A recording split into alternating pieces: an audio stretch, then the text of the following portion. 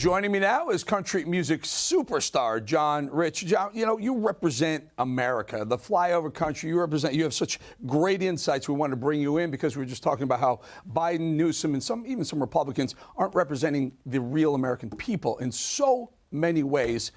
An example is anytime you go after Biden, according to the left, like Trump does, you're Hitler or you're a Nazi. Take a listen.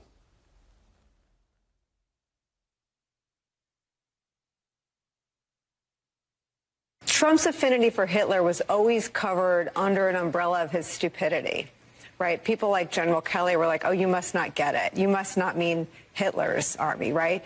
I mean, you would talk about the brilliance of Hitler's generals. Correct. General Kelly, yes. Correct. And you've got some reporting about Merkel. I want you to explain that. I'm going to read that. But tell me how Trump sees Hitler. So, and the point is that Grabian says that 97 times MSNBC and the left called Trump Hitler, referred to Trump as Hitler in the last, I guess, 48 hours. So your thoughts on the left's defending of whatever the hell Biden's doing? Well, how ironic is that when you look out in your streets across America and the left is out in the streets waving Palestinian flags, celebrating the attacks on Israel. I mean, even here in Nashville, down in the South, I left the house a couple of days ago to get some gas, and there was about 200 people standing out on the street waving Palestinian flags. I mean, you tell me who's Hitler. I mean, it's ridiculous. First of all, I'm not going to call anybody Hitler, period, unless I'm convinced they actually are. But it's really nasty what's going on right now in this country, and dangerous, honestly, when you start talking like that. What's the only thing that's acceptable to do to an actual Nazi? There's only one thing. I mean, our granddaddies went and killed him, you know, so that's dangerous talk, man. People need to bring it back. Yeah, they really need to. I mean, you don't use the Nazi reference. You don't use the Hitler reference. You just don't do that. It's just disrespectful to the millions of Jews who died, and it should never be brought up, and certainly not someone like Trump, who half the country believes he's trying to save the place, not destroy the place. We're talking about Gavin Newsom is cleaning up California because he's waiting for Chinese President Xi Jinping to join Joe Biden in California. What the hell were they doing for the other 364 days of the year? I mean, he cares more about a communist dictator than his own tax-paying citizens of California. I mean, listen, I don't care if you're left, right, or in the middle. When you see that, because all these people are leaving California, you see that your governor cares more about cleaning up the house when the communist dictator of China, the sworn enemy of the United States, comes to California than he does about all the business owners and kids stepping over needles to get to school. Disgusting. I mean, I feel so bad for the people in California. There's a lot of really good people in California. You know that too. Ton of them. And they are stuck with this guy. But hey, this is a wake-up call to people that may have supported him in the past, that this guy does not care about you, period. He just proved it. He went to the French Laundry, which is the most expensive restaurant in America, while he shut down the businesses in his state, sent his kids to private schools when his schools were shut down. We're talking about Newsom. Here's the other problem. The second half of that mono talked about, well, sometimes there's some Republicans who don't get the message. In fact, there are 8 Republicans who sided with all of the Democrats who voted not to impeach Alejandro Mayorkas, our DHS secretary, who is allowing the border to be infiltrated by invaders. And look at those 8.